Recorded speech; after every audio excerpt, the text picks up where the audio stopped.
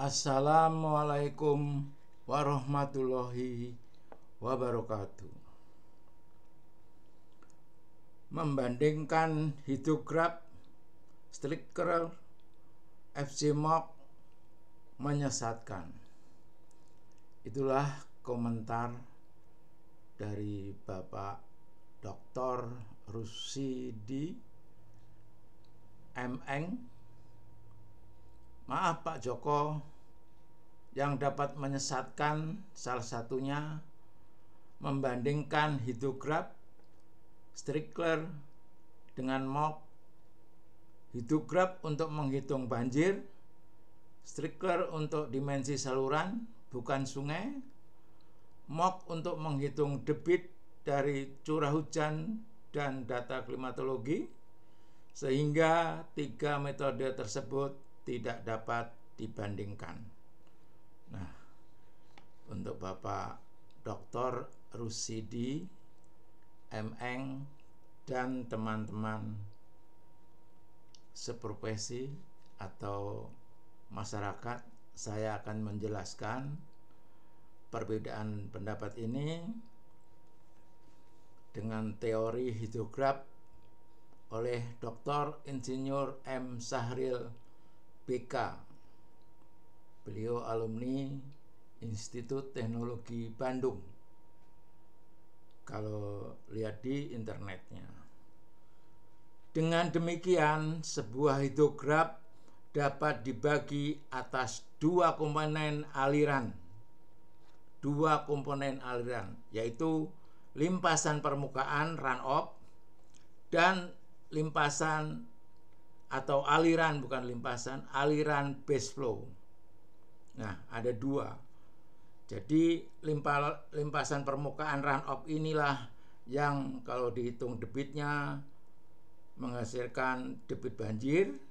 Tapi kalau aliran base flow ini dengan data rata-rata curah hujan itu menghasilkan debit normal. Jadi tidak benar kalau hidrograf itu hanya khusus untuk banjir. Kalau datanya hujan maksimum harian, koefisien runoff itu debit banjir. Tapi kalau base flow, koefisiennya infiltrasi, data hujannya rata-rata harian, itu menghasilkan debit normal atau debit andalan. Ketiga metode tersebut adalah untuk menghitung debit. Membandingkan yang saya maksud adalah membandingkan dari hasil analisa dari ketiga metode tersebut. Jika hasilnya dengan nilai debit yang mendekati, berarti analisa tersebut benar.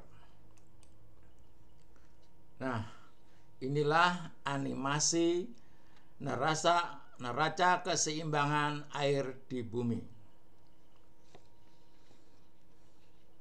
atau water balance jika sedang turun hujan. Air hujan akan mengalir. Ini adalah tangkapan hujan atau watershed. Air hujan akan mengalir ke sungai jika sedang turun hujan, terjadi aliran limpasan permukaan atau runoff. Nah, seperti ini. Ini runoff ini terjadi saat hujan. Tapi kalau tidak hujan, tidak ada runoff. Kemudian ada juga hujan meresap ke bawah atau ke tanah atau infiltrasi. Nah, seperti ini tadi disebut ada dua aliran, runoff dan base flow. Jadi inilah ada dua aliran. Makanya tadi menghitung hidrograf tadi, kalau koefisiennya runoff itu banjir, kalau koefisiennya infiltrasi itu debit normal. Jadi distribusi hujan jika turun ke bumi ada 3 parameter, yaitu runoff, infiltrasi, dan evapotranspirasi. Total hujan ini atau total debit ini, hujan menjadi debit ini yaitu runoff ditambah Q infiltrasi ditambah Q evapotranspirasi. Nah, ini contohnya.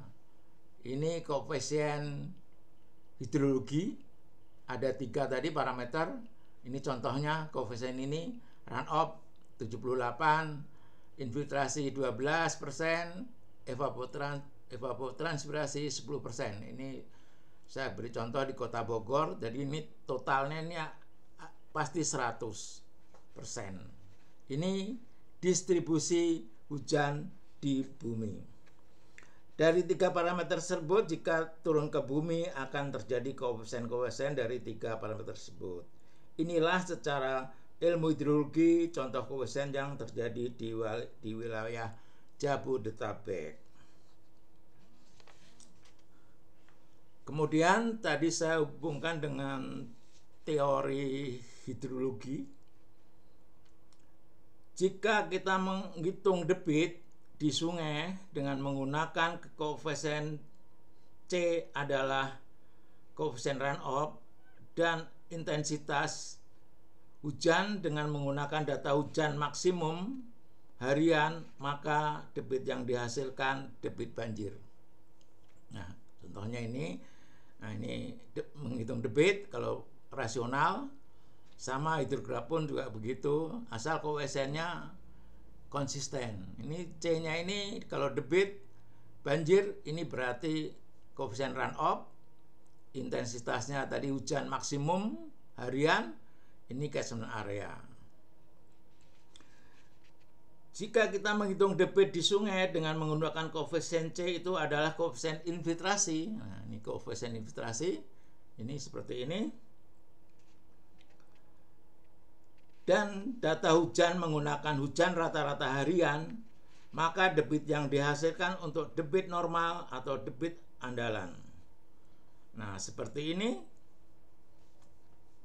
Jadi ada 2 parameter yang bisa dikelola, evaporasi, transpirasi nggak bisa dikelola. Jadi 2 parameter tadi sesuai teori hidrograf, ada runoff dan base flow. Base flow ini kalau menurut metode Mock, karena water balance merupakan siklus tertutup dengan periode tahunan, maka perubahan groundwater storage selama 1 tahun sama dengan 0. Dalam 1 tahun, jumlah base flow sama dengan jumlah infiltrasi. Tadi teori hidrograf oleh Bapak yang dari TB tadi, saya lupa. Ini infiltrasi, ini jumlah infiltrasi dalam setahun sama dengan jumlah base flow. Nah, ini metode Mock nih. Dalam 1 tahun jumlah base flow sama dengan jumlah infiltrasi. Nah, jadi infiltrasi ini terjadi akhirnya menjadi aliran base flow. Ini besarnya sama. Dan setiap tahun debit hujan yang datang tadi akan terbuang. Karena setiap tahun tuh ground storage selama 1 tahun adalah 0. Terus berulang lagi. 6 bulan musim hujan masuk lagi, 6 bulan kemarau infiltrasi. 6 bulan hujan terjadi runoff ini. Yang sekarang di Indonesia ini 72% dibuang menjadi banjir. Ini kesalahan, tapi belum ada perubahan. Justru membuang hujan inilah yang sesat atau perbuatan batil. Surat Ar-Ra'd ayat 17. Jadi kalau ada perusahaan, kawasan, industri ingin memanfaatkan surat izin air permukaan, ini selalu kesulitan. Ini adalah bertentangan dengan surat Ar-Ra'd ayat 17. Karena air hujan diturunkan oleh Allah itu untuk dimanfaatkan manusia. Tapi kalau dibuang itu batil. Surat Ar-Ra'd ayat 17. Karena ini akan hilang. Akan hilang kalau di surat Ar-Ra'd ini. Kembali ke laut, hilang. Ini batil. Ini juga gitu. Jadi hilang. Jadi kalau kita nggak kita beri, ya itu kita menzolimi sama yang minta izin tadi. Karena kalau nggak kita beri pun ini akan hilang. Nanti dikirim lagi oleh Allah melalui musim hujan.